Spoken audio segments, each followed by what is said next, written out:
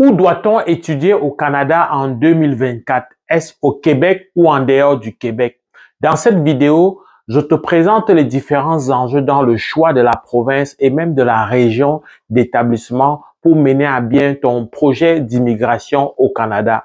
Alors, pour bien présenter et te faire comprendre les différents éléments qui entrent en jeu dans le choix de la province et donc plus tard de l'établissement, il y a l'enjeu des délais de traitement, il y a l'enjeu de la preuve de fond, mais il y a aussi l'enjeu d'ailleurs surtout de qu'est-ce qu'il advient après que tu aies terminé ton projet d'études, quelle est la passerelle qui te permet de devenir résident permanent. Donc, toutes les provinces n'ont pas les mêmes approches, n'ont pas les mêmes réalités. Je voudrais commencer d'abord par l'enjeu des délais de traitement. Lorsqu'on parle des délais de traitement ici, on va davantage parler dans les différents établissements d'enseignement, c'est-à-dire où est-ce que tu fais ton admission, où est-ce que tu demandes à étudier. Parce que en réalité, l'enjeu au niveau des délais au niveau fédéral, c'est-à-dire de la demande de visa, il n'y a pas d'enjeu à ce niveau. Donc, les délais sont les mêmes lorsqu'il s'agit déjà d'une procédure de demande de visa. Ça va être différent vraiment lorsqu'il s'agit des procédures ou des étapes préliminaires. La première étape préliminaire et déterminante, c'est bien la demande d'admission. Il faut dire que par expérience, les délais d'attente pour les demandes d'admission sont relativement plus élevés dans plusieurs provinces en dehors du Québec. Donc le Québec ici, en comparaison, le Québec non seulement te permet à partir de ton pays d'origine, à partir des scans de ta documentation, de pouvoir faire ta demande d'admission et d'obtenir des résultats dans des délais vraiment relativement plus intéressants. Ceci étant, le Québec a cette particularité-là que avant la demande de visa, il y a ce qu'on appelle la demande de CAQ. C'est-à-dire que selon l'accord entre le Canada et le Québec a son mot à dire pour choisir les étudiants étrangers qui viennent sur son territoire. À ce moment-là, l'étape donc du certificat d'acceptation du Québec, c'est une étape qui va prendre environ 20 jours ouvrables. On est en train de parler d'environ un mois si on parle sur les jours civils. Tu vois que ce délai-là vient vraiment créer une sorte de rattrapage finalement versus les délais dans les provinces en dehors du Québec. Donc, on va dire que finalement, cumuler ça, les deux sont logés à la même enseigne. Mais il y a une nuance ici au niveau donc des frais d'admission. On va dire globalement que les frais d'admission associés à la demande de CAQ donnent un montant qui continue à être relativement moins élevé que beaucoup d'écoles en dehors du Québec. C'est vrai que le Québec, de plus en plus, pour des cas particuliers de cégep et même d'université, ils exigent un minimum à verser pour garantir la place, un minimum non remboursable pour certains. Mais en dehors du Québec, ici, je pense par exemple au Nouveau-Brunswick, où il est carrément une habitude de verser un montant d'avance, un montant qui est non remboursable, qui vient sceller l'acceptation de ta candidature dans le programme pour lequel tu veux immigrer. Donc, tu vois que au niveau de l'argent, ça va être un peu plus demandant finalement en dehors du Québec lorsqu'on compare les coûts globaux. J'intègre ici les frais d'admission, puis la demande de CAQ versus les frais d'admission et parfois les garanties de place. Mais c'est sûr que dans un cas ou dans l'autre, on peut aller chercher des possibilités d'obtenir des rabais. Mais je préfère, dans le cadre de cette vidéo, te donner des cas les plus élevés pour que tu n'aies pas de mauvaises surprises. Ça, c'est au niveau donc de l'enjeu des délais de traitement. Donc, en gros, dépendamment de ton programme, de ta sensibilité, quand je dis sensibilité ici, je pense à la sensibilité linguistique. Est-ce que tu veux étudier en français?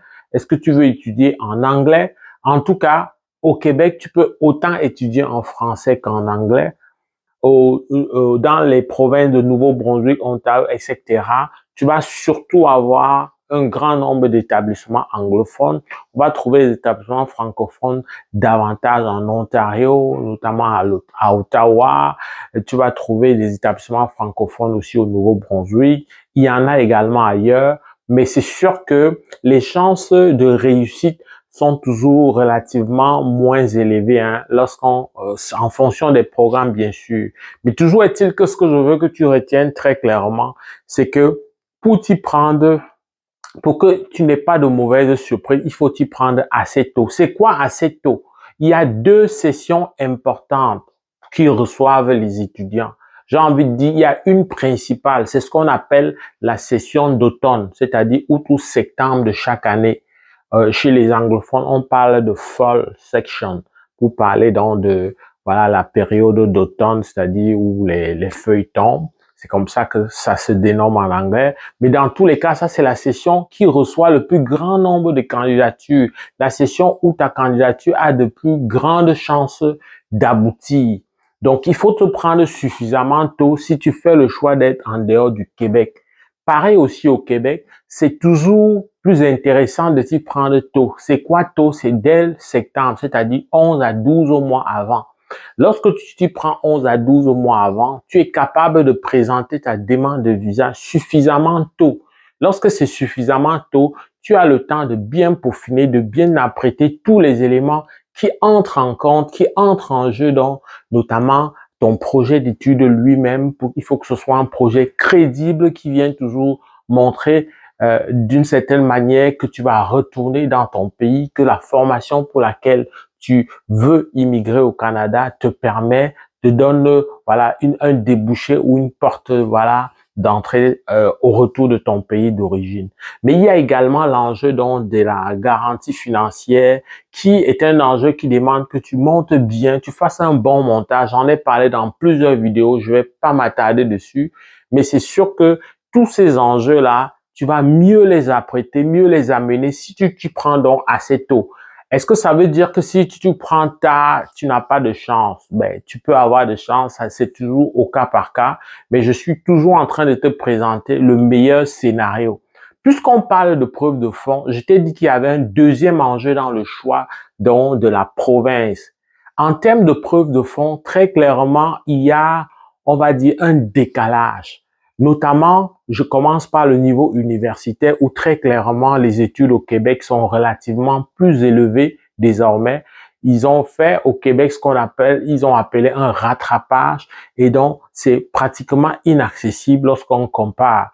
Et puis, je t'ai souvent dit, lorsque tu décides d'immigrer dans un pays comme ça, ne choisis pas nécessairement des formations qui vont te demander beaucoup d'années d'études ou alors les formations dont les débouchés ne sont pas garantis. Je te demande d'être flexible dans le choix de ton programme. Il faut que ton programme tienne toujours compte. C'est un rappel important, même si la vidéo d'aujourd'hui n'est pas centrée dessus.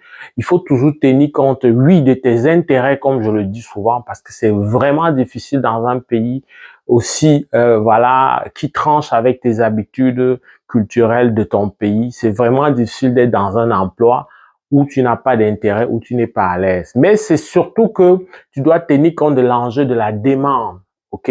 Donc, cet aspect-là fait que, effectivement, la preuve de fond, les exigences financières vont être relativement moins élevées. On va dire ça comme ça. Ça avait déjà été le cas avant que le fédéral ne plafonne les frais de subsistance à exiger chez les étudiants étrangers. Mais ça continue à l'être parce que les frais de scolarité ne sont pas logés aux mêmes enseignes. Au niveau collégial, ben, très clairement, lorsque on regarde des formations comparées, les formations de même nature, il y a un léger avantage au niveau de ce qu'on va débourser très souvent dans plusieurs écoles. Et quand je dis ça, j'ai une inclinaison de toi, public francophone, qui me regarde. Donc, c'est souvent relativement plus abordable selon le choix du programme. On parle souvent des différences de l'ordre de 2, 3 ou 4 000. C'est quelque chose qui vient quand même faire une grosse différence dans la preuve de fond. Donc, c'est des éléments et des enjeux à regarder qui font qu'il y a un léger avantage au niveau de la preuve de fond pour ce qui est en dehors du Québec. Mais vois-tu, le Québec a la particularité avec ses programmes secondaire professionnel, ce qu'on appelle le DEP. Cette particularité fait que le Québec garde un certain charme. Et là-dessus, malgré les coûts relativement élevés pour la formation, ça continue à être un créneau qui te permet donc d'assurer une bonne passerelle vers ce qu'on va appeler le statut ultime, c'est-à-dire la résidence permanente. Tu comprends que je m'en vais vers le dernier enjeu. C'est donc cet enjeu sur qu'est-ce qu'on est, qu'est-ce qu'on devient après nos études, qu'on soit au Québec ou en dehors du Québec. Il faut dire que les diplômes que tu obtiens ou ce que tu as comme formation au Québec ou n'importe où, lorsque c'est régi, c'est donné par un établissement d'enseignement désigné, lorsque c'est aussi un programme qui est éligible, parce qu'il faut dire que tous les cursus ne sont pas éligibles à une passerelle d'après. Quand je parle de passerelle d'après ici, je parle du permis de travail post-diplôme. Généralement, la plupart des programmes à l'intention des étudiants qui ont étudié quelque part au Canada vont souvent mettre en avant ces programmes-là qui, voilà, sont fournis par des établissements d'enseignement désignés, mais surtout des programmes qui sont éligibles, je dis bien dans la grande partie, qui sont éligibles à un permis de travail post-diplôme. Alors, j'aime bien prendre l'exemple de AEC qui n'est pas éligible. Il y a également d'autres formations universitaires, des certificats, etc. Je ne vais pas m'attarder dessus, mais c'est sûr que c'est un enjeu qui fait que ton après-étude, ça compte. Mais la bonne nouvelle, c'est que tu sois formé au Québec ou ailleurs, surtout au Québec, tu peux quand même penser à candidater ailleurs. Tu as une formation canadienne dans les normes du Canada. Tu peux faire le choix de quitter le Québec et aller t'installer dans une province ou parmi ces programmes d'immigration permanente, il y a la possibilité donc pour que toi, étudiant, même après avoir étudié au Québec, tu puisses donc venir, tu puisses utiliser cette voie-là pour t'installer et rester définitivement au Canada. Mais c'est sûr qu'au Québec, sur place aussi, il y a des passerelles. Le Québec a fait, par exemple, une mise à jour de ses conditionnalités et désormais le programme de l'expérience québécoise dont a été retoiletté et à nouveau tous les candidats qui ont eu un diplôme d'une formation de 18 mois et plus sont d'office, voilà, qualifiés et éligibles à une résidence permanente.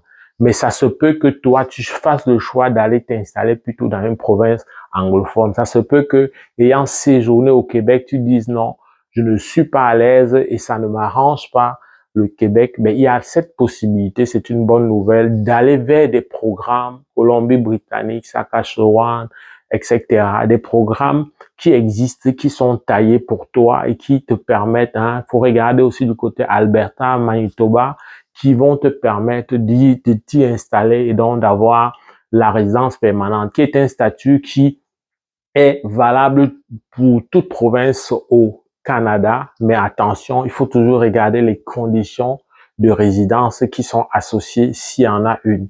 Alors ça, c'est ce que je voulais te présenter dans le cadre de qu'est-ce qu'il faut et comment choisir son programme. Alors, tu comprends que il y a beaucoup d'enjeux et beaucoup d'éléments qui sont directement liés à toi, qui sont liés à tes intérêts, qui sont liés à tes réalités économiques. Mais dans tous les cas, ce qui est constant, c'est que Québec ou en dehors du Québec, il faut y prendre tôt. Québec a l'avantage de ne pas exiger une paperasse avant ton installation. Parfois, dans certains établissements en dehors du Québec, il faut vraiment fournir la documentation papier pour accompagner longtemps avant, mais il faut surtout réserver sa place avec des frais. Je ne vais pas donner un montant parce que ça varie parfois d'une école à l'autre, mais c'est sûr qu'en dehors du Québec, il n'y a pas de CAQ, il n'y a pas cette étape qui prend environ, voilà, 20 jours ouvrables. À toi de voir, mais n'oublie pas, toutes les provinces n'offrent pas les mêmes programmes. Toutes les provinces n'ont pas les mêmes débouchés, voilà, au niveau de l'emploi après. C'est autant de paramètres qui font que tu dois toujours regarder ton cas particulier. C'est avec beaucoup de plaisir qu'on peut t'accompagner et te donner des précisions sur la question là. Mon nom est Valérie Jules Camdem. Avec beaucoup de plaisir, je vais te retrouver dans le cadre d'une prochaine vidéo. Porte-toi bien. Boulotte!